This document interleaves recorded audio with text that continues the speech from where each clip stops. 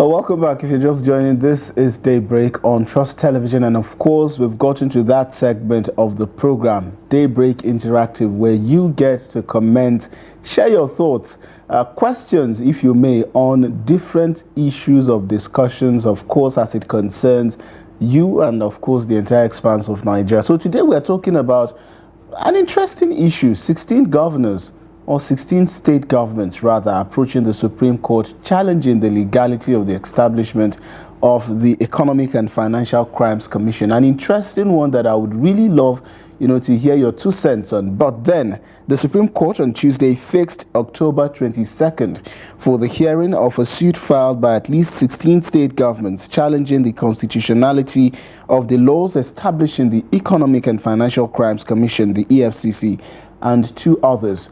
A 7-member panel of justices led by Justice Wani Abba Aji had fixed the date after the states were joined as co-plaintiffs and leave granted for consolidation of the case in the suit originally filed by the Kogi government through its Attorney General.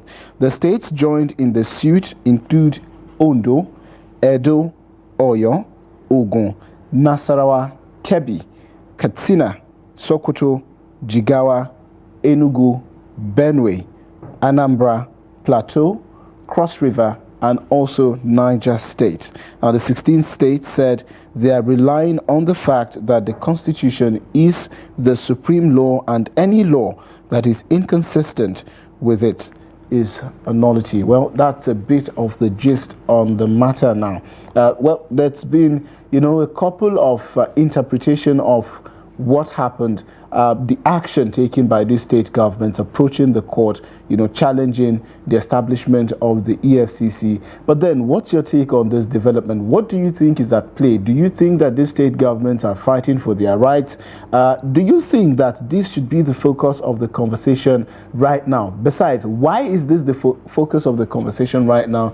Considering the fact that there's been a plethora of issues on the front burner that Nigerians should be focused on. I mean, we see what's going on in terms of the economy. The federal government is working so much on tax reforms. We've had that conversation, streamlining, these taxes. On the other hand, we see what's going on in terms of the rising cost of living, occasioned by, of course, increase in fuel prices that has now hit over 1,000 naira. Talk about a time in Nigeria where, you would believe that fuel would cross 1,000 naira and people will be silent. But then here we are in that reality, leaving it as it is.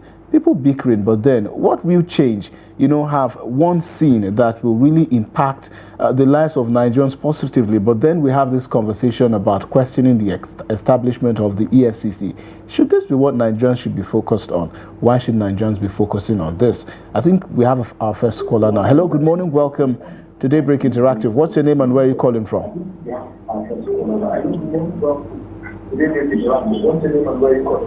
My name is Abdul. I'm calling from Benin. Okay, Abdul, can you please turn down the volume of your TV set? It's interfering with the conversation in the studio. Yes. I've done that. All right. You said your name is Abdul? Good morning.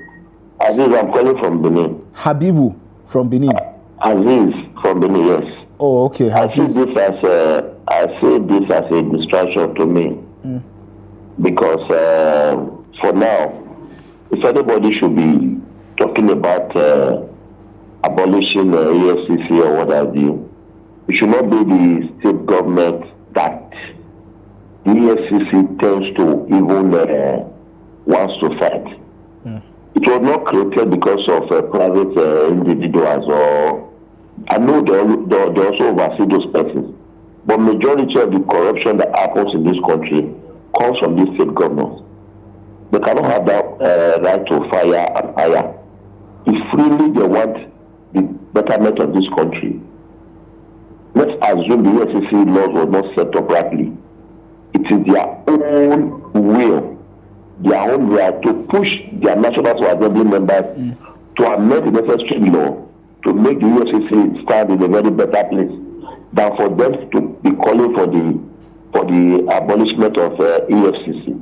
And if you check now, majority of these governors will be doing their second term because they know they are closer to EFCC investigating them. They want to start to come with one way or the other. But I'm not surprised, and I don't want them to be surprised that they will have their way. This was a calculated attempt. Those ones that are not included, they are just lying low. When the tension rises to a very high level, you will see our state government align themselves with these state governors. So it's just a pity. Not that the EFCC does not have their flops, they do have their flops, but this is a calculated attempt to thwart any of this watchdog coming after them after their tenure. That is my own take. All right. Thank you so much, Aziz, for calling all the way from Benin. They're calling it a distraction by some of these governors who he said might have been the ones in the forefront of orchestrating all sort of, corruption and the likes of that, allegedly, of course. But then this is something that these state governments also argued in court. They say the plaintiffs argued that the Supreme Court in Dr. Joseph Nwobike versus the Federal Republic of Nigeria had held that it was a UN Convention Against Corruption that was reduced into the EFCC Establishment Act, and that in enacting this law in 2004, the provision of Section 12 of the 1999 Constitution as amended was not followed. They also argued that in bringing a convention into Nigerian law, the provision of Section 12 must be complied with. Now, according to them, the provision of the Constitution necessitated the majority of the state houses of assembly agreeing to bring the convention in before passing the EFCC Act and others, which was allegedly never done. So this has been the bane of their argument, basically saying that, well, it was a UN convention that was reduced into the establishment of the EFCC, and if this didn't pass through state legislature, then it means that, well, we could say that the law didn't go through, the right legal processes or constitutional processes, to be established. But then let's hear from this caller now. Hello, good morning. Welcome to the program. What's your name and where are you calling from? Yeah, good morning. My name is Honorable Iboko. I'm calling from Abakaliki in Adamawa State. Pardon me, can you repeat your name again? I didn't get it. My name is Honorable Iboko. Okay. Honorable Iboko from Ebonyi State. Welcome to the program. Let's hear your take on the development. Yeah, good morning. Yes, good morning. Governors advocating for the scrapping of EFCC. That's the topic today. Indeed. They have ulterior motive. How so? Do so. But as the generality of Nigerians not happy with EFCC, their modus operandi, the way they work, their lifestyle smells of serious corruption. If you want to see an institution that is corrupt in Nigeria, go to EFCC. Go to their office, you smell corruption, you see corruption physically. Allegedly, Mr. Igboko, allegedly. So the federal government of Nigeria do this if they want. If not, let them take their job of EFCC and give to federal fraud unit of the Nigerian police. They will take better than EFCC. Thank you and God bless you. Thank you very much, Mr. Igboko, for that very precise contribution there. Well, he said, allegedly, of course, that the EFCC might also be an embodiment of corruption. Maybe this is the reasons why, this forms some of the reasons why Nigerians are not so much in support, because, I mean, it's like being caught between, some would say proverbially, the lion and the deep blue sea. So when one is not too different from the other, it's all going to end up being sort of a bad situation, or a bad end for you, rather, who is making that choice. But let's hear the take of this other Nigerian who is calling into the program. Hello, good morning. Welcome to the program. What's your name and where are you calling from?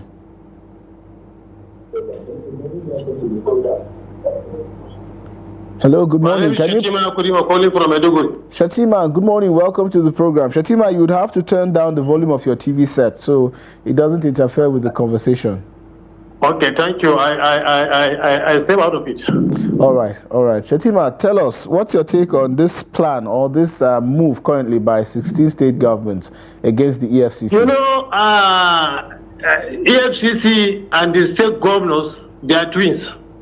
How so, Shetima? Shetima, you have come again, no? They are twins brothers. Oh, okay, tell us how. Mr. Sagir, everyone knows in the EFCC what is happening. The truth of the matter is the funny aspect of the operation of the EFCC is that plea bargain. What was that plea bargain means? It is they are legalizing the corruption. The governors, they corrupt, and if they tip them, they will close the matter. But Shetima, plea bargain is a standard procedure world over, right? So it's an opportunity, or rather a window, for those who have been indicted for cases, for example, like felonies and corruption, to be able to give a part of it. It's like showing compliance. Of course, something has to give. So the government is willing to do it. It's a give or take situation. We're willing to take part if you're willing to give, and also contribute, instrumentally to the investigation. So would one really call it a bad thing, if the government chooses to do that? But Sagir, yeah, is this ideal? Is this ideal? Somebody packed the money. He have looted so much money, and you collect some percentage of it and leave him with the sum. Is this his money? Well, honestly, I guess that's what kind of judgment is this? Indeed. Mr. Sagir, if at all EFCC have to scrap the whole constitution have to be amended. This power of the governors have to be reduced. If this happens, then we are all in support of it. But Shetima, let me ask you this question, Shetima. Generally speaking, would you say that the establishment, or rather the coming of the EFCC, has helped, in fighting corruption and checkmating the activities of the governors? Because we've seen them do some really good work over the course of their 20 years of existence. It's true, Mr. Sagir. I'm in total support of the operation of the FCC, because without them, what we will see in this country, it is total madness. Because this checkmating that they are doing is the one that at least reduce the level of the corruption. Without the FCC, I am telling you, one day we will wake up, the government treasury will be empty. I get you, Shetima. I get you. Thank you. Thank you so much, Shetima, for your contributions as always on the program. Thank you so much, and of course, have a lovely Friday. Well, there you have it. Shetima was quite vocal about the weaknesses, do I say, in the EFCC, in terms of them being fallible themselves, because of course they are human beings, but then there has to be checks to ensure that the EFCC is able to carry out its responsibilities as much as possible within the ambit of the law, of course, and in the most effective manner possible. But then I understand we have another caller. Good morning. Welcome to the program. Yeah, good morning, my brother. Yes. My name is Ade. I'm calling from London. Oh, Mr. Ade, welcome to the program. How's London this morning? I hope fuel price has not gotten to £1,000. Very, very cold. Fuel price has not gotten to £1,000 as it has gotten to 1,000 naira, has it? No. Okay. We don't care about petrol here anyway. We have means of transportation. So many. Indeed. Tell us your take. Yes. I'm ashamed, honestly, because international people are watching this. That my people in Nigeria, I don't know how you can satisfy them. They are criticizing Tinubu every day, that people are hungry, and they are saying their governor going to court to scrap an agency that is against corruption in their state. Everybody should be attacking the governors. I'm telling you, it's a shame. There are people in their state are suffering. The Kogi government that led this delegation to Supreme Court, it's alleged that the former governor embezzled 80 billion. And now you are going to court to scrap the EFCC so that everybody can loot the treasury. And Nigerians cannot cry that this governor are doing the wrong thing. They are all to see the president only. Now, if they are busy in their state, taking care of motherless, fatherless, the widows, and the mother and child hospital, health center, where would they have time to be going for after EFCC? It's a shame. What sort of country is this? Government are supposed to be busy in their state, solving the problem of their state, fraud, erosions, all many things for them to tackle. They are going to Supreme Court to scrap EFCC. Everybody should condemn the governors. I'm telling you. Some people say EFCC, there are corruption there. Police, are there no corruption? Custom, when we get to the airport in Nigeria, don't we see corruption? Because of that, you have to scrap the police. It doesn't make sense. So this is a disgrace. Honestly, I'm ashamed that this government are wasting taxpayers' money to go to Supreme Court. Yes, it should remain. The people give them more power. That's what I'm encouraging. We have a national crime agency in London. So before you commit anything, they deal with you. Then I will not say, okay, go and scrap them. No, it doesn't make sense.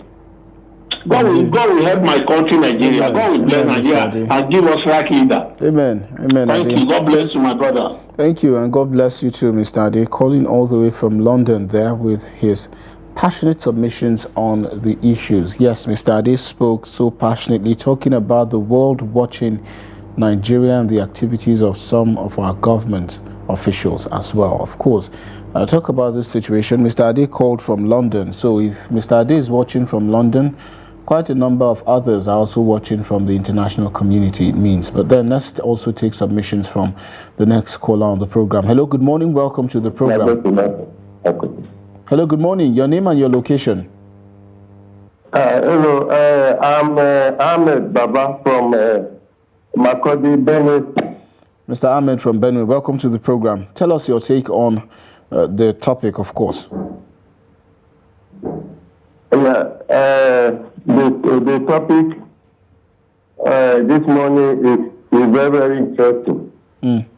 Especially for a COVID state to be heading, to be championing the scrapping of EFCC. It's laughable because it shows that people of COVID state, it's like they are not in the mood of what the people, the ordinary people in COVID state are feeling. Particularly the issue of the former governor. Everybody knows majority. It cannot be everybody's way. But majority of people of COVID state knows the antecedents, what the harbor the former governor Bello committed in COVID state. It's not surprising that the people of COVID state should be championing the scrapping of a government agency. For me, the EFCC, we know that like every other government agency, every agency has their own program. But for me, I will only suggest that the activities of the EFCC should be encouraged. Even though there are people who are corrupt, like every people, every department, I will say that there should be reinforced the work of the EFCC work. All right. Because to me, the EFCC are doing their best. Okay. Trying. Okay. Nobody is a saint. They are doing their best. All right. But I will always speak against the free bargaining. How can a government or an individual in a government still maybe 100 billion and bargaining will say the person should other free bargainers to say is worldwide. You will refund maybe half of it and go with half of it. And what you go with for 100 years, you will be poor. Ahmed, what would you rather propose, Ahmed? I will propose that anybody, like most governors who are looking this, on today, Yaya Bello is number one. Because the case that is in the right now. Like other governors who have looted the treasury, we know them. That they are using that money to intimidate other people or innocent people to create problems. Allegedly, of course. To me, it is not sanctioned because none of these governors, as every they have have been given enough punishment, and that is the time for all of them to commit more fraud. No, right. Especially in contract that is done 100 million, they will inflate it to 1 billion. All right, Ahmed. Ahmed, I understand indeed. Thank you so much for your contributions on the program, especially on the topic. Yes, Ahmed gave a really elaborate take on the development.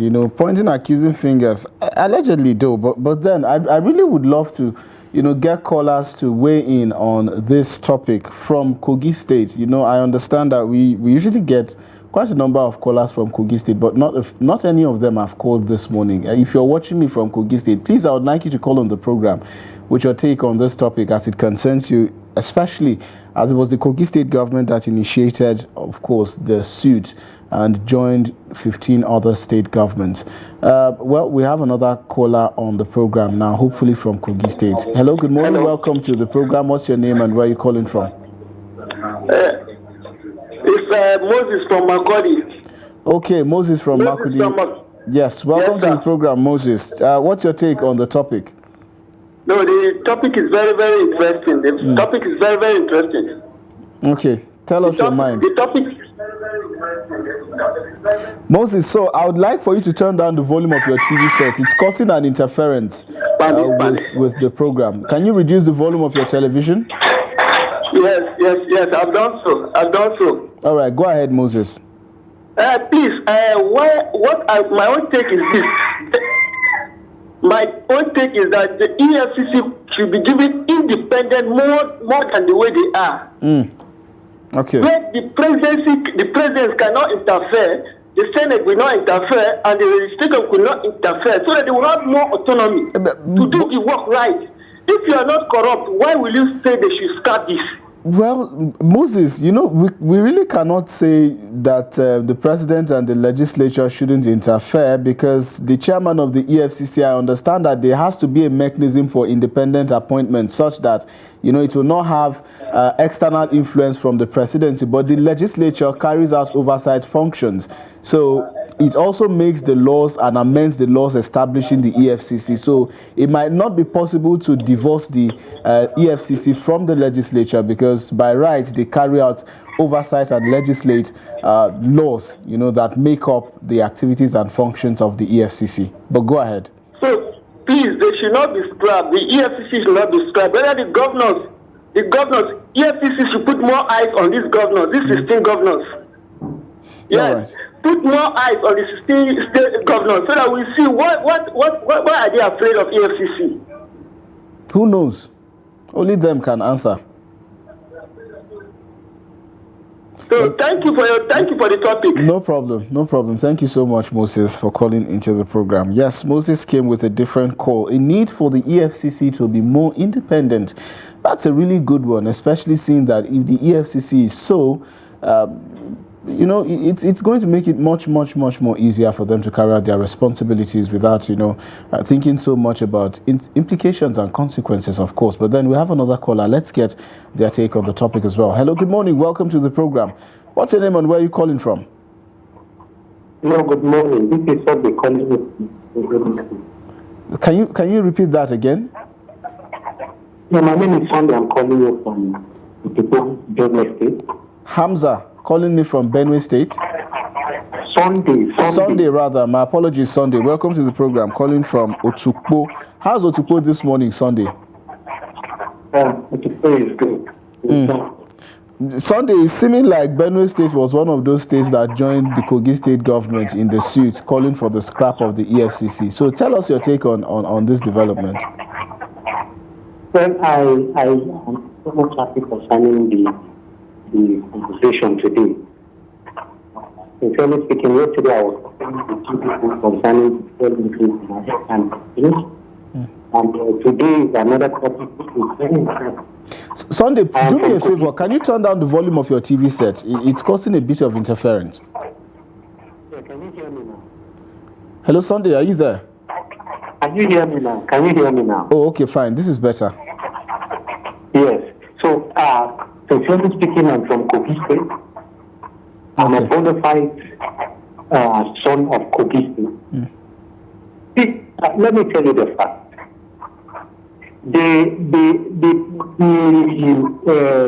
The thing around when no one pursues him. Number one, sincerely speaking, what Ben included in Kogi State, he knows that he will not go scot-free. But it's all alleged. Sir, we are indigents of Kogi. I have commander to tell you what he has done. Let me tell you, Kogi is the most backward state in Nigeria. Allegedly, Sunday. You see, it's important that we use the word allegedly because he has not been convicted by a court of competent jurisdiction. This is the reason why we need to tread cautiously. Now, I understand that you might have seen or heard things, but we still have to say they are alleged until it has been proven by a competent court. I hope you understand, Sunday. So that's why we say allegedly. But please go ahead with your line of thought.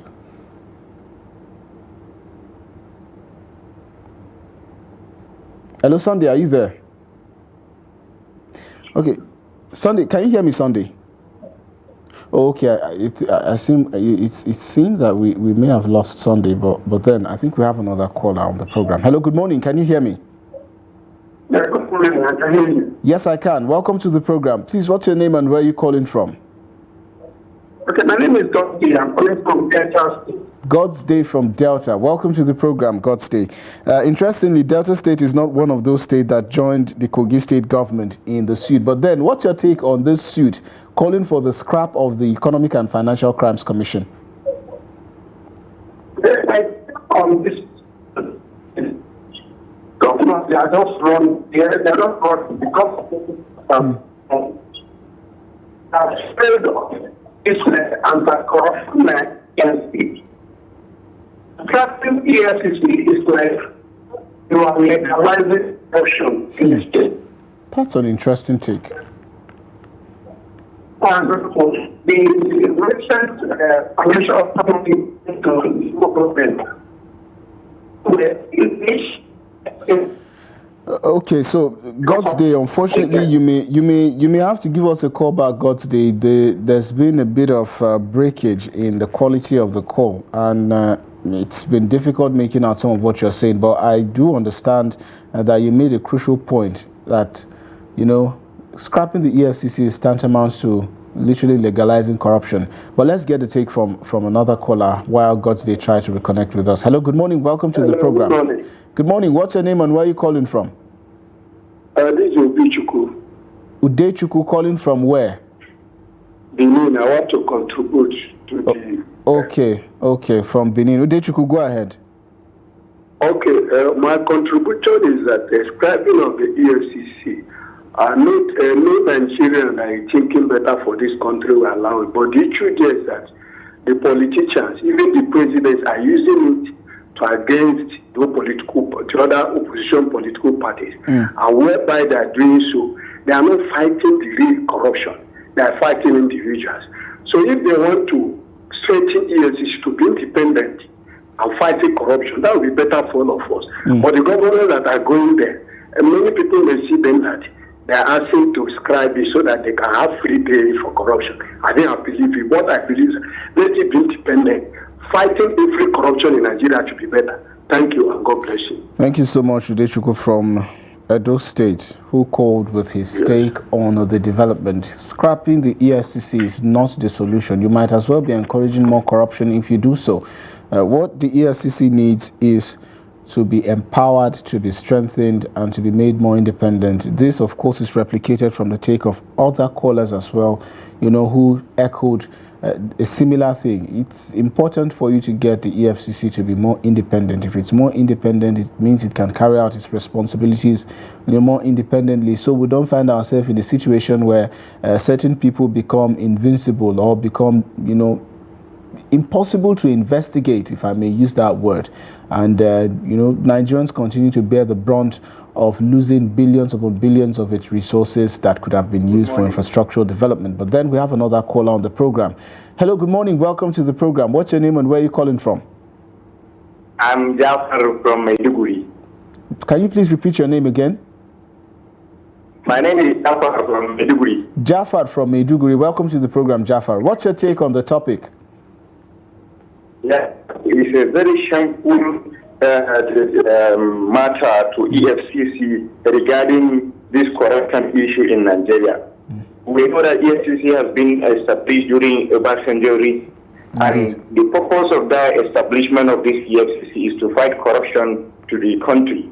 But instead, the elite of the political governors of the countries. Jafar, are you still there?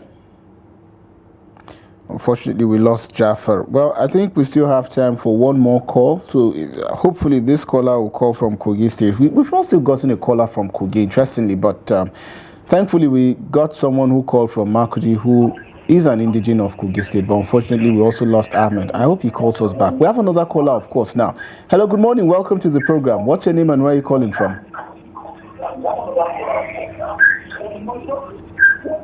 Hello, can you hear me? Good morning. Yes, good morning. Your name and your location, please. Good morning. Good morning. I can hear you. Your name and your location. Can you repeat your name again? Okay, so I may need you to turn down the volume of your TV set. Else, turn down the volume of your TV set first so it doesn't continue with this interference. Can you turn down the volume or put it off if possible so we have a smooth conversation?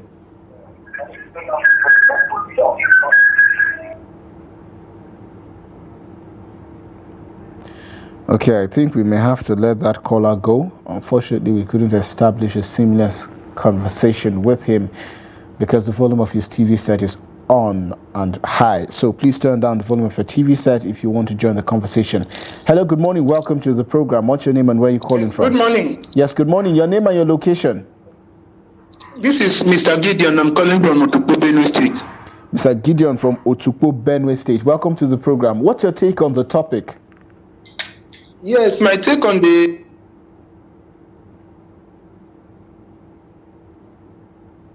Hello, Gideon, can you hear me? Okay, so I think we have another caller. We lost Gideon, and hopefully this might be the final call. Hello, good morning. Welcome to the program. Hello. What's your name and where are you calling from? Hello, good morning. Good morning. My name is Dr. Gidado Liko from Zaria, Kaduna State. Dr. Gidado from Zaria. Welcome to the program. Gidado Liko from Zaria. Okay, go ahead with your take. Yes, I want to make contribution to this program with respect to the issue at hand. One will actually be surprised why will Nigerians' moral standards continue to deteriorate. Because this law enforcement agency called EFCC is there to checkmate the aspect of corruption. So why would state governors actually challenge the legality of this law enforcement agency? So many reasons could be, they may have a point. But, the actual thing is that EFCC should be up and doing with respect to procedural, procedure of, operation. So that there should be no violation, no abuse of power with respect to the way they arrest, suspects. So if that actually can be amended, I see no reason why any state governor will have the guts to actually, sue AFCC and challenge its legality. Indeed. Thank you very much. Thank you so much, Dr. Gidado, calling all the way from Zaria, Kaduna State with his take. And also a big thank you to everyone who called on the program, of course, to put in that questions, those comments, those concerns on the developments, especially as it affects the interests of Nigerians. Of course, we do hope that the Supreme Court will do justice to the situation as Nigerians are keenly watching to see how this issue turns out. For all of those who were not able to call into the program for various reasons, including the poor network connectivity, hopefully you get to do so when next we're on the show. Until next time, thank you so much for being a part of the program.